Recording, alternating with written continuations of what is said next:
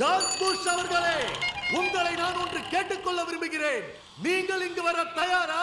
ஒரே மேடையில் என்னோடு வாதாட தயாராக இருக்கின்றீர்களா? நான் எதற்கும் அஞ்சாதவன். பின்லாடனை போல் என்னிடம் படைபலம் இல்லாமல் இருக்கலாம், ஆனால் மனபலம் என்னிடத்திலே அதிகமாக இருக்கின்றது. யாரிடம் மோதுகிறீர்கள்? சுதந்திர இந்தியாவில் பிறந்ததுக்காக நாம் எல்லாரும் சந்தோஷப்படணுங்க. ஏன்னா இந்த நாட்டோட தெருக்கோடியில் கூட்டம் போட்டு இங்கிருந்தபடி ஜார்ஜ் புஷுக்கு தைரியமாக சவால் விடலாம். சித்திரை மாதத்து உச்சி வெயிலில் பீச்சில் உட்காந்து சந்தோஷமாக காதல் பண்ணலாம். அண்ணா சாலையில் நட்ட நடு ரோட்டில் பின்னாடி போகிற காரு வண்டி மனுஷன் யாரை பற்றியும் கவலைப்படாமல் சௌகரியமாக ஒன்றுக்கு போகலாம். இந்த தைரியம், சந்தோஷம், சௌகரியம் இந்தியாவை தவிர வேறு எங்கே கிடைக்கும்? சுதந்திர இந்தியாவில் பிறந்ததுக்காக நாம் எல்லாரும் சந்தோஷப்படுவோம், சுதந்திரத்தை கொண்டாடுவோம்.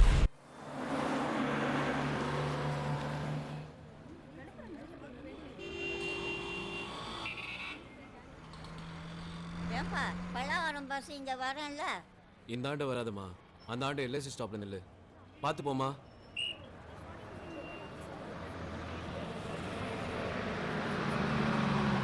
எல்ஐசி இறங்க, மேலே ஏறு, ஏறுப்பா ஏறு.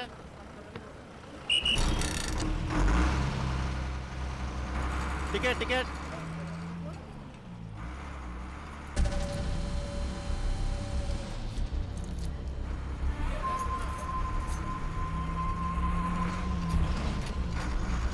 டிக்கெட் வேணுமா? டிக்கெட் வேணுமாப்பா? டிக்கெட் வேணுமா?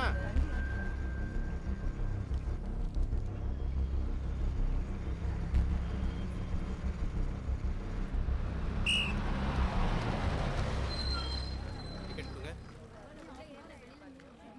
டிக்கெட் டிக்கெட்டுங்க. எடுக்கலண்ணா? எடுக்கலங்க. அப்போ ஃபைனை கட்டு. காசு இல்லைன்னா டிக்கெட்டே எடுக்கல. இதில் வேற ஃபைனை கட்ட சொல்கிறேன். ஏய், என்ன விளையாடுறியா? காசு இல்லாதவங்ககிட்ட நீ விளையாடுறியா, நான் விளையாடுறேன்? ஏய், வண்டியில் ஏறுறா. பஸ்ஸில் டிக்கெட் எடுக்காமல் போனியா? செக்கர்கிட்ட தகராறு பண்ணியா? என்னையா எது கேட்டாலும் சிரிக்கிற? 1500 ரூபா ஃபைன் கட்டிட்டு போ. 5 ரூபாய் காசு இல்லாமல் தான் டிக்கெட் எடுக்கல. 500 ரூபாய் ஃபைன் கட்ட சொன்னதுக்கு அந்த ஆளோட தகராறு. இங்கே வந்து 1500 ரூபாய் ஃபைனு. காசு இருந்தால் டிக்கெட்டே எடுத்துருப்பேனே. டிக்கெட்டும் எடுக்க மாட்டேன், ஃபைனும் கட்ட மாட்டேன். ஒரு 15 நாள் உள்ள வச்சுட்டு அனுப்புங்கயா. 61 82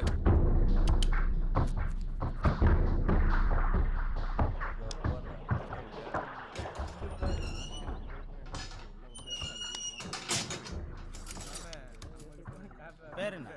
திருப்பதி சாமி. என்ன கேஸு? பஸ்ஸில் டிக்கெட் எடுக்கல. என்ன வித்தவுட்டா? மோட்டார் வெஹிக்கிள் ஆக்ட் 178 படி 500 ரூபாய் அபராதம் போட்டிருப்பாங்க. ஆனால் நீ கட்டியிருக்க மாட்ட. அதனால் இபிக்கு 67 படி உனக்கு 15 நாள் ஜெயில் தண்டனை. கரெக்டா? ஆட்டம் முடிஞ்சுது. எடு பீடிய. நாளைக்கு தரேண்ணே. ஏற்கனவே 3 பாக்கி, இப்போ 2, மொத்தம் 5 கணக்கு வச்சுக்கோ. சரிண்ணே. என்னப்பா நீ வந்தமா ஒரு மேடையை பிடிச்சோமா படுத்தமோன்னு இல்லாம பேசாம நின்றுட்டு இருக்கிய புதுசா? உட்காரு. ஏய் தாண்டா.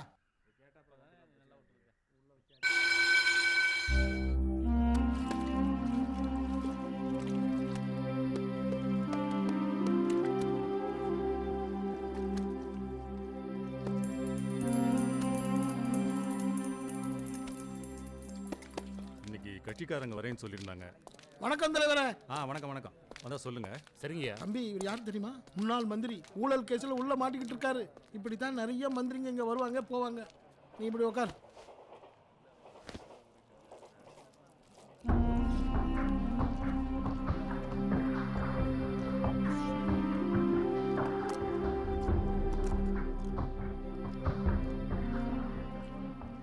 என்ன தம்பி சாப்பாட்டையும் முறைச்சு பார்த்துட்டு இருக்க?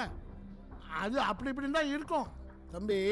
ஒரு நாளைக்கு சாப்பாட்டுக்குன்னு ஏ கிளாஸ் கைதிக்கு 28 ரூபாயும் டி கிளாஸ் கைதிக்கு 17 ரூபாயும் அரசாங்கம் கொடுக்குது. அதுவே இழுத்துக்கோ பறிச்சுக்கோன்னு இருக்கு. இதுல வேற இந்த ஜெயில் அதிகாரிங்க வர்ற ரேஷன் சாமான்ல பாதியை வெளியே கொண்டு போய் வித்துட்டு வந்துடுவாங்க.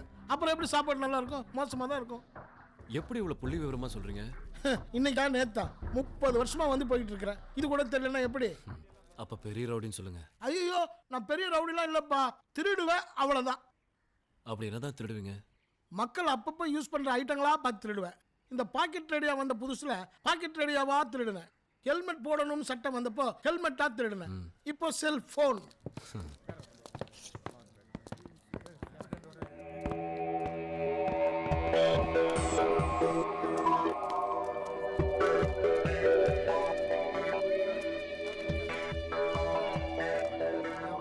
தம்பி, இவர் யார் தெரியுமில்ல?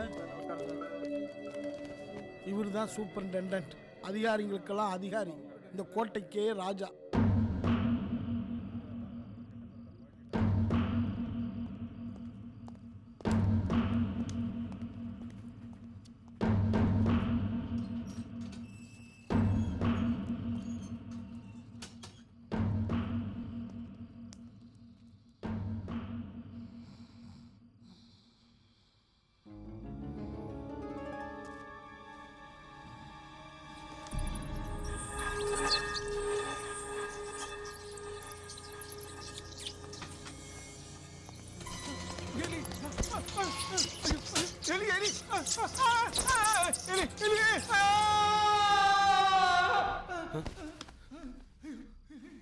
என்னண்ணே, யார் கத்துறது? அதுவா, முன்னாள் மந்திரி செல்லுக்குள்ள பெருச்சாலியை விட்டுருப்பாங்க, அதான் அந்த ஆள் இந்த கத்து கத்துறான்.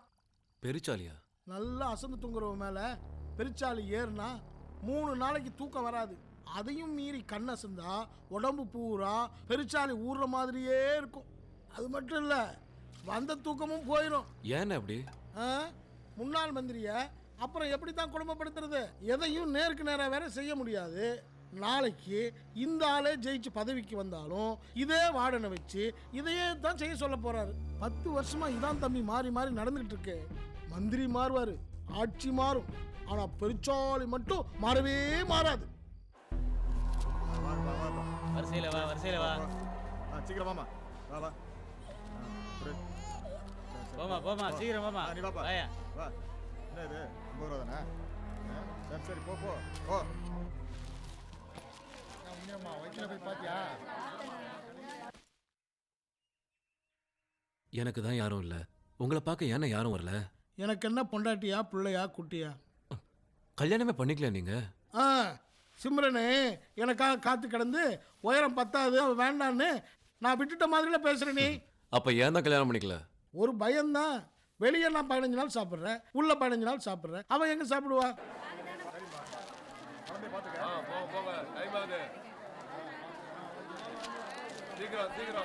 என்ன விசிட்டிங் டைம் முடிஞ்சுதா? முடிஞ்சிச்சுண்ணே. புள்ள குட்டிங்களாம் பாத்தியா? பார்த்தேண்ணே. நல்லா இருக்காங்களா? நல்லா இருக்காங்க. இந்தாங்க. இன்னைக்கு பழமா? இந்தாங்க. இல்ல வேண்டாம். ஏன்பா வேணாங்கிற? இந்த வாழைப்பழத்தோட மதிப்பு தெரியுமா உனக்கு? வாழைப்பழத்துக்கு என்னென்ன மதிப்பு? இந்த பழம் வெளியே வாங்கினா ஒரு சீப்பு 10 ரூபா, உள்ள கொண்டு வரதுக்கு 100 ரூபா லஞ்சம் கொடுக்கணும். அது மாதிரி வீடு கட்டுக்கு 50 ரூபா, பிரியாணி பொட்டலத்துக்கு 250 ரூபா, இப்படி ஒவ்வொரு பொருளுக்கும் ஒரு கணக்கு இருக்கு. இங்க பார்க்க வர ஆளை பொறுத்தும் கொண்டு வர பொருளை பொறுத்தும் இங்க இருக்கிற அதிகாரிங்க கிட்ட ஆயிரக்கணக்கா பணம் பொருளும்